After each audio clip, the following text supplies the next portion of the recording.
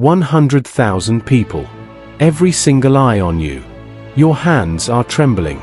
The inside of your helmet is suffocating. The man across from you has already killed 30 people.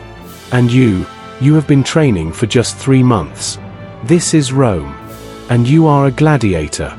But how did you get here? What was your life like before you walked through this arena gate? Were you born a slave? Or did you choose this life yourself? And most importantly, how does this story end? If you had been born a gladiator in the Roman Empire around the 1st century BC, everything would have started exactly the way I am about to tell you. You are a Tiro. The newest of the new. Nobody. Maybe you are a Gallic warrior captured in battle. Maybe you are a Roman citizen who could not pay his debts. Or maybe, and this is more common than you would think, you chose this life yourself. Because surviving on the poorest streets of Rome was sometimes more dangerous than the arena. A lanista, a gladiator school owner, bought you. Probably for a few hundred sesterces. You are worth exactly as much as he paid. The moment you take your first step inside the Rudis, one thing changes immediately. Your freedom, if you ever had any, is over.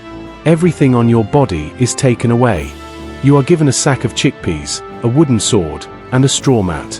The first 6 months are pure training. Every morning you wake up before sunrise. You attack wooden posts. You run with your shield. You eat thick porridge of chickpeas and barley. Gladiators were mostly fed grains, so their muscles would be thick and resistant to blows. During this period your nickname is practically the Barley Man. The doctor does not know your name. He only shouts at you. If you are slow, he beats you. If you say you are too tired, he laughs. These men are not turning you into an athlete. They are turning you into a weapon. The smallest rule violation, an attempt to escape, any disobedience, is punished immediately. Beatings, starvation, chains. But there is one thing. You are forming a bond with the other Tiros. They were just like you. They come from different languages, different lands. But they share the same pain. That bond will save your life one day. 6 months have passed. You are now a Novicius, a rookie gladiator.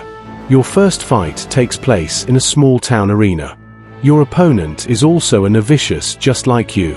The *lanista* usually pits newcomers against each other in early fights, so as not to risk his investment.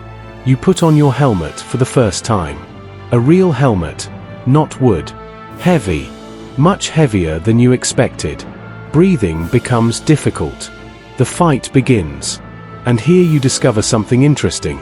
The training works. Your body moves automatically. Left foot forward, shield up, sword low. You have done this thousands of times. You win. The crowd claps lightly. The lanista made money. You are given a small reward, maybe slightly better food, maybe a night with less supervision. But your real reward is different. You have a name now. Gladiators were usually given nicknames based on their fighting style, their region of origin, or their first victory. Maybe they are calling you the Wolf of Gaul or the Bronze Fist. That name keeps you alive.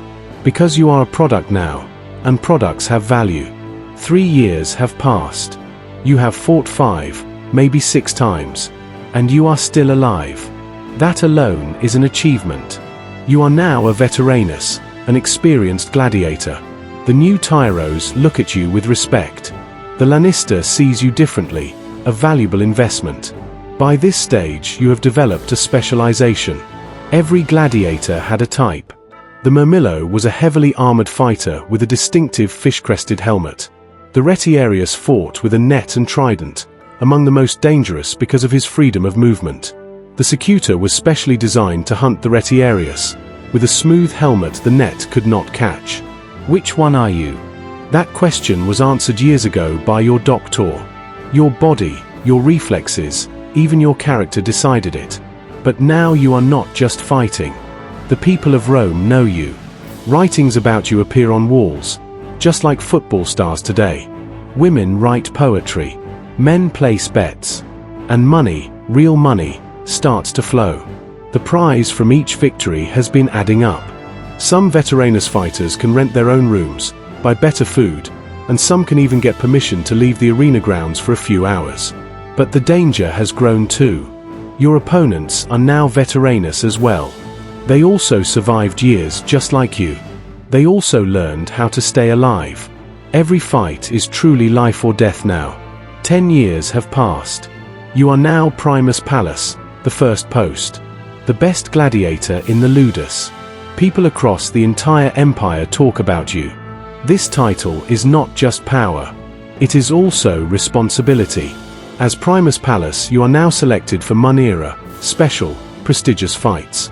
These are not ordinary entertainment. A general's triumph celebration, an emperor's birthday, an important religious festival. These fights cost hundreds of thousands of sesterces. And you are the star of the show. But here is a paradox. The more famous you become, the more valuable you are. The more valuable you are, the more the Lannister wants to protect you. Because you are now a direct source of income. At the same time, the number of opponents who want to kill you keeps growing. Because anyone who defeats you becomes instantly famous.